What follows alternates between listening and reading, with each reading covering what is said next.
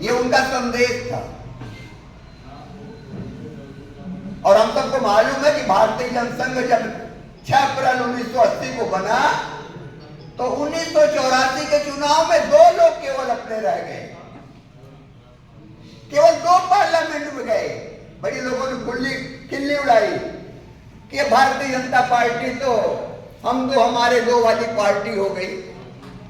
अटल जी ने कहा हाँ, हम दो हमारे दो पार्टी है, लेकिन इसी हम दो हमारे दो से आगे फिर आप देखिएगा हमारा चमत्कार क्या होता है। 1996 का चुनाव आया। 1991 में कांग्रेस की सरकार थी, नरसिंह राव जी प्रधानमंत्री थे। आज जो विकास का सारा मॉडल चल रहा है, उन्होंने पहली बार शुरुआत की थी, इसमें कोई दो राय नहीं। और नरसिंह राव एक ऐसे देश के प्रधानमंत्री थे जिनकी मृत्यु के बाद कांग्रेस ने उनके साथ क्या व्यवहार किया।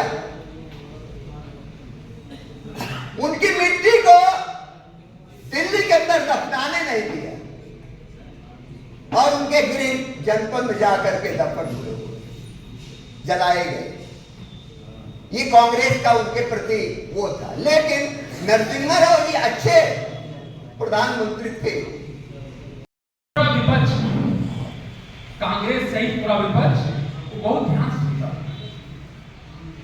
अटल जी अगर कहीं भी उनको लगता था कि सरकार की नीतियों में कहीं न कहीं खोट है, कहीं न कहीं कोई समस्या है, किंतु है, वो एकदम स्पष्ट वक्ता के रूप में बोलते थे।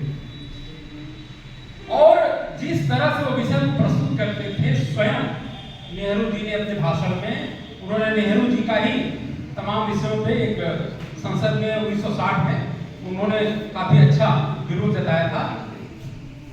विरोध जताया किसने? अटल जी ने नेहरू जी का।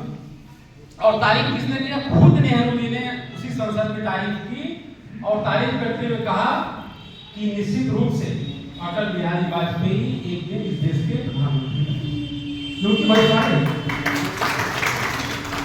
और ठीक 36 साल बाद भोजपुरी कब हुई थी? 1960 में। प्रधानमंत्री कब बने? 1996। 36 साल का समय लगा, लेकिन एक जमीन से जुड़ा हुआ एक बहुत सामान्य परिवार का बालक प्रधानमंत्री बना, क्योंकि उनके अंदर योग्यता थी, उनके अंदर क्षमता थी और वो पूरे देश का